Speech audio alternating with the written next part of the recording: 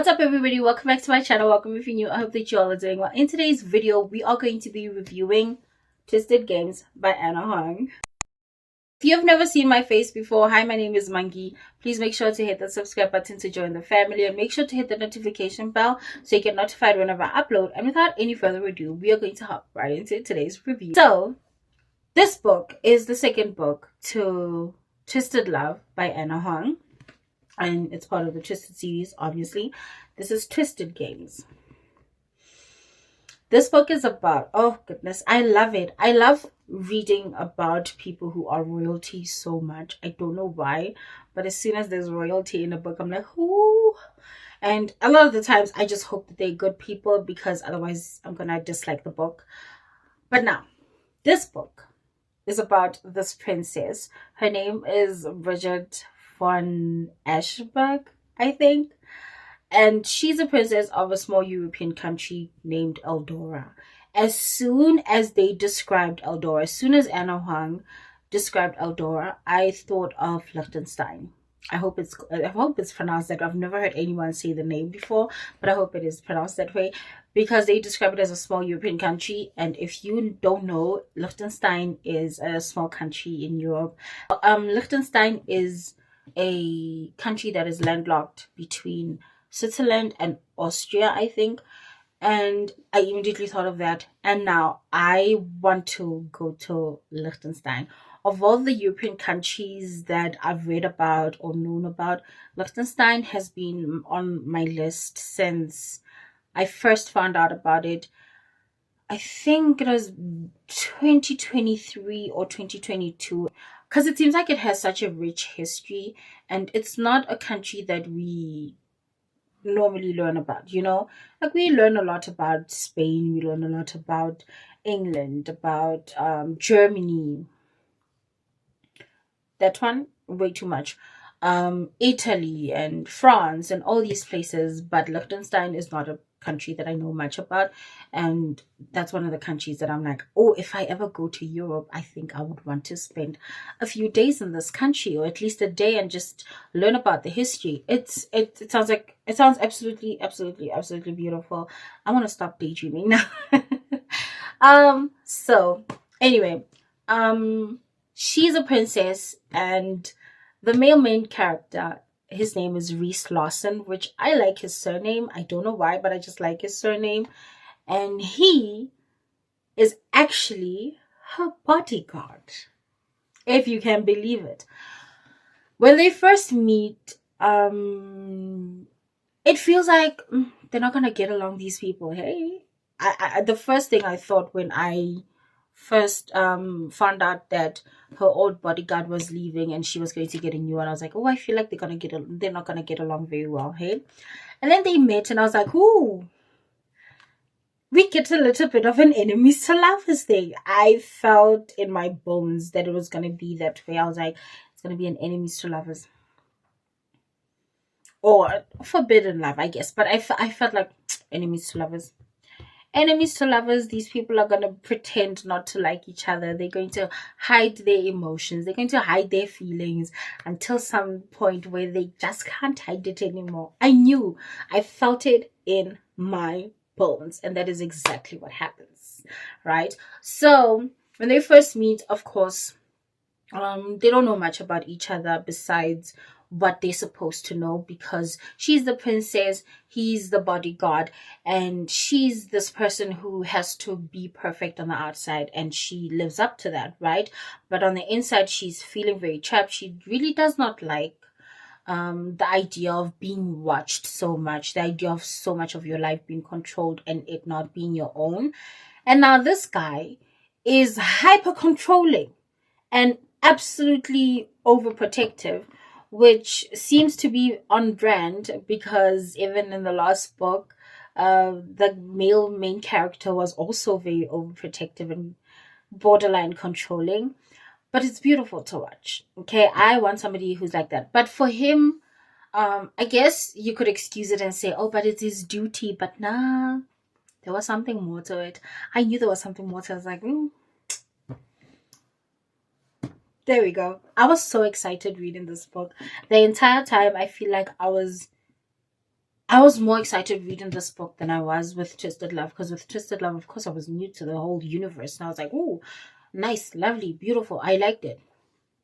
Reading this one, it kept me on the edge of my seat, if I'm being totally honest, because I was truly rooting for them, and it felt like, things are not gonna work out. The whole time I was telling my mom about it. Like every single time I would read something, I'd tell her, "Oh, this happened.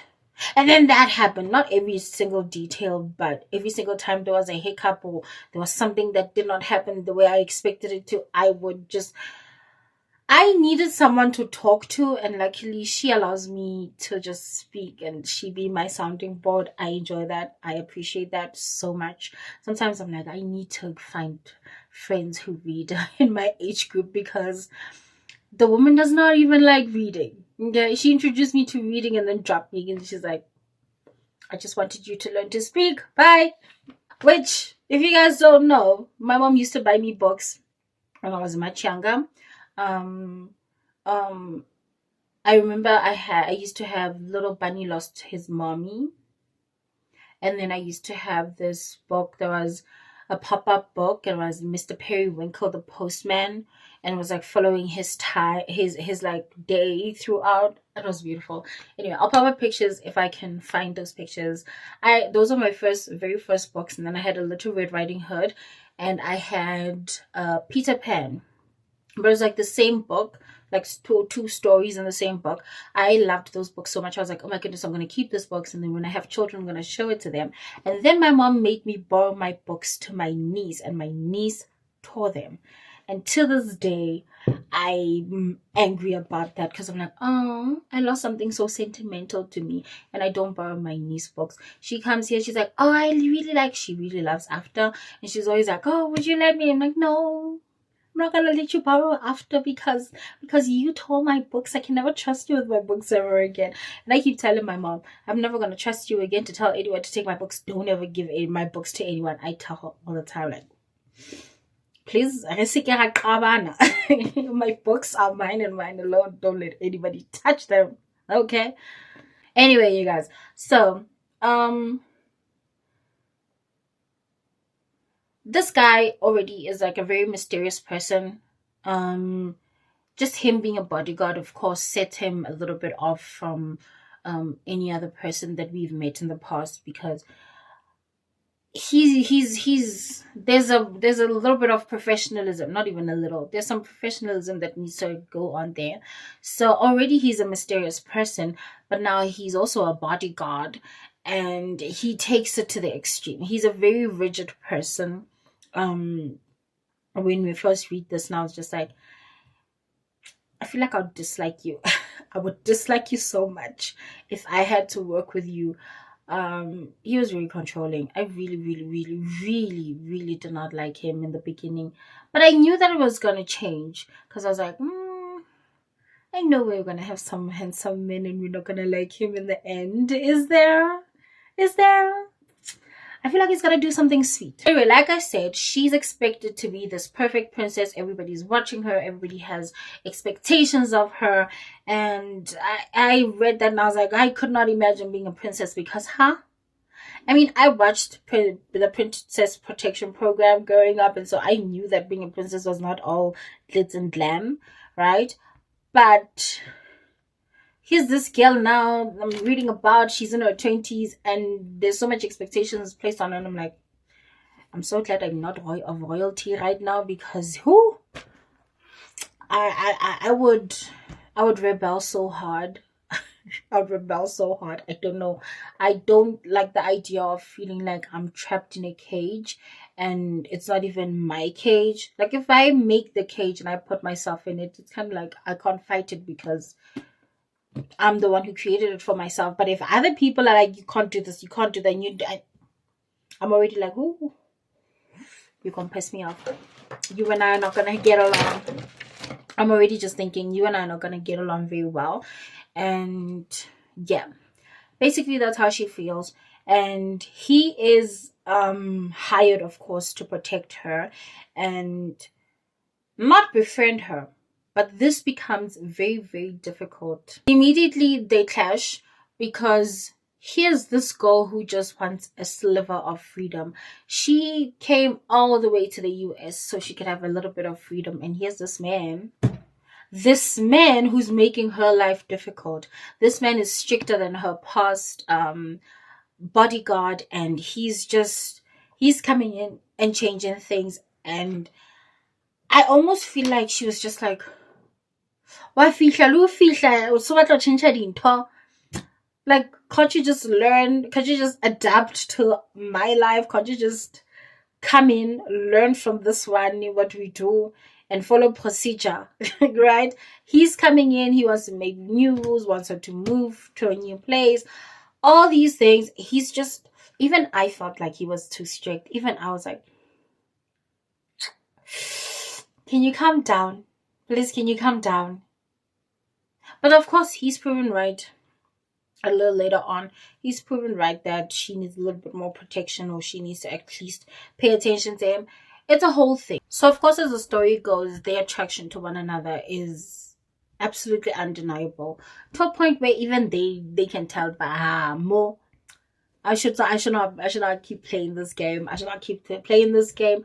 I'm gonna stop lying to myself and admit that I really like this woman, and she's like, I love this man, right? It makes me so sad because they are aware that they're attracted to one another. But of course, it would be absolutely scandalous. It would be 100% scandalous to have a bodyguard dating the person that he's hired to protect, the princess of a country, a whole country. And it's a whole thing. And yeah, I felt sad for them at that time. I was like, ooh, can't imagine being in that position where I love someone so much but can't be with them because of our positions. Like, he's hired to work for me. I can't imagine that. It would be so heart-wrenching. It would be heart-wrenching. And of course, with it comes, because Bridget is a princess, she's expected to marry into a noble family, right? She's expected to either marry royalty or someone noble. It's a lot. It's a lot. And him, on the other hand, he feels like he's not good enough. It's such a crazy thing that he's so in love with her that he doesn't want anybody touching her. But also, he feels like he's not good enough for her. And in my mind, I'm like, Lawson, can you make up your mind? What is it? Are you so in love with her, or do you feel like you're not good enough for her? Can we not make it confusing, please? Can you make up your mind? What are you going to do? Are you going to pursue the girl, or are you not going to pursue the girl? Right? And of course, in reality, I'd tell someone, hey, maybe don't pursue the person, because what if it causes you drama? But because it's fictional, I was just like, you need to just stop. Okay, you need to stop being this way. You need to just pursue the girl. She's yours because you like her. She likes you. Isali, like, what's left? What's there to do? What else is there? What else is there to do? Pursue her and treat her right, because I know you can. But that doesn't happen. That doesn't happen that way. He still feels like he's not good enough for her, and she feels like, what is happening here? What is happening? You're the one moment you're hot, the next moment you're cold. Reminds me of that song by Katy Perry, Hot and Cold, which is understandable because, of course, with his position in her life, it's a little weird. It's a little weird, but I really wished that he would just jump into it. But it made for such a wonderful storyline. Seeing the turbulence that they went through, I was just like, whew. The drama. And in my note, I wrote the tension for him was full, either allowing himself to fall in love or sticking to his duty, like love versus duty. And for her, it's following your heart versus having to follow the crowd. It broke my heart a little. I think I cried reading this book. I did. I remember crying reading this book, and I was just like, oh my goodness. And I made so many videos on this book on my TikTok, which if you don't follow me on TikTok at underscore swinging underscore, and you'll see some of my videos there. I do make videos on some of the books that I read in real time, because I read this in September. I made those videos in September, and here I am now only filming this video in November. So in the beginning of the story, she's just a princess. She's allowed to stay in America. She stays in the US, and she basically acts as a representative for the royal family, goes to different events and meetings and all these things as a rep for the royal house. And it's great. She's kind of having fun, kind of building a life for herself there, despite still being of royalty and still having expectations that she needed to meet. And then all of a sudden something happens and she can't just be a princess anymore. All of a sudden she's expected to go back home, and she has to take on a bigger role than what she was doing. And so she can't be out of the country anymore. And now she needs to appeal to the people, because the people are like, you were not even here. And she needs to appeal to them. And she does. She does a wonderful job. I was like, as soon as she moves back home, of course, this guy comes with her. And I think for him, it might have been a little weird, because he, when they were in the US, was extremely controlling. And now that he's in this new place, he doesn't have to be controlling anymore. And I think for him, it was like, oh, I'm struggling to find the balance between what I did then and what I'm expected to do now, because he's still like, I want to keep my eye on her, and her family and everyone's like, it's okay, you can go stay right over there. He like stays in one of the guest houses and everything. And I almost feel bad for him, because they used to live in the same apartment, and now all of a sudden he's all the way across the palace. And then of course they have a falling out, and it's heartbreaking. I cried when they had that falling out. And then something happens that, first of all, I got whiplash. Reading this part. And anyway, I'm not going to go too far into it, but he grew up in a very weird situation, and it was still a sore spot for him, right? And he found out that the person who basically caused him this pain is actually closer than they imagined.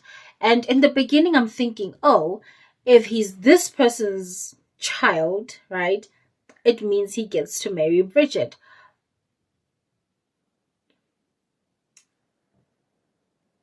They did not pull that, but they did some really great things. Some investigating reminded me so much of watching my days when I was watching The Fixer scandal with Olivia Pope and them, because I was like, oh, this is so cool.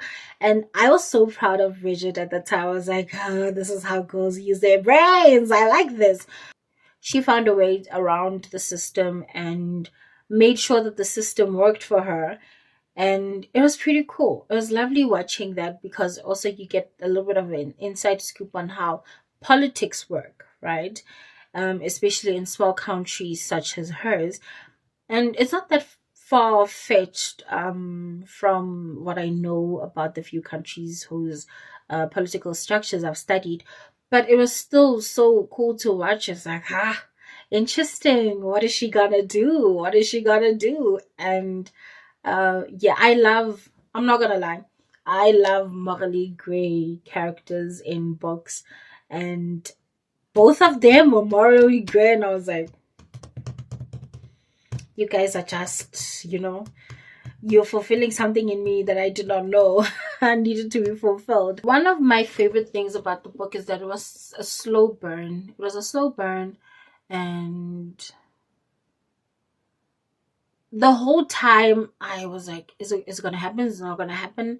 Is this gonna work out for them? Is this not gonna work out for them? It really kept me on the edge of my seat, which was very exciting. because I think with Twisted Love, I kind of had an inkling that things are definitely gonna work out. There wasn't that much anxiety, but with this one, there was so much angst just and watching in my mind's eye what was going on, watching the story unfold. I was like,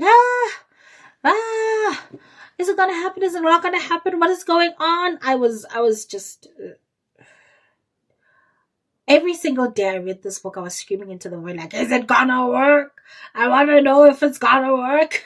And some of the tropes that you could assign to this book are princess versus bodyguard, right? Obviously, because she's a princess, he's a bodyguard. Grumpy versus sunshine, because he's somebody who's very serious, you know? And I feel like he's worse than Alex, in my opinion. He's definitely worse than Alex, in my opinion. Which Alex, if you did not watch the previous video, is from the first book, Twisted Love. He was worse than him, in my opinion. But also she wasn't quite as sunshiny as Ava, right? But she was somebody who was bubblier than he is. Forbidden romance, because obviously they were not supposed to be together. And also close proximity or forced proximity. Had these two characters not met or not had to live together, I feel like they probably would have never even crossed paths. I feel like the other one would have never even given the other one attention. It would have just been like, whatever, I don't know who this person is. I'm just going to keep moving on with my life. But because they're in close proximity to one another, it was like, this person is just there. And you have this pull towards them. There's just no denying that you're attracted to this person. I should also mention that this guy had this he was not just overprotective in the beginning of the book in terms of where she went and whether she was safe or not, but he keeps up this energy where he's very, very protective of her and of how she feels, I guess. Like, even psychologically, he's just there for her. Whenever she needs an escape, he's there to be that escape for her and does things to make sure that she has an escape. She has a place to be. I think, in my mind, it's like, it was a slow burn, sure, but also I feel like they fall into this comfortable routine in a sense. That at least that's what it felt like. It felt like they'd fall into a very comfortable routine. And I liked the idea of that. And now, my favorite part of the video, the core message in this book, which this book spoke to me because, okay, let me say it first. You cannot live your life and be fulfilled by doing only what is expected of you, right? At some point, you are going to have to disappoint some people. At some point, you're going to have to make your own rules. You're going to have to march to the beat of your drums. You are going to have to do things on your own for yourself and make sure that you are doing things that you're satisfied with, things that will bring you fulfillment for you. Okay, it's your life and you can't live your life and be happy doing what is expected of you. You are not a robot. You are a human being.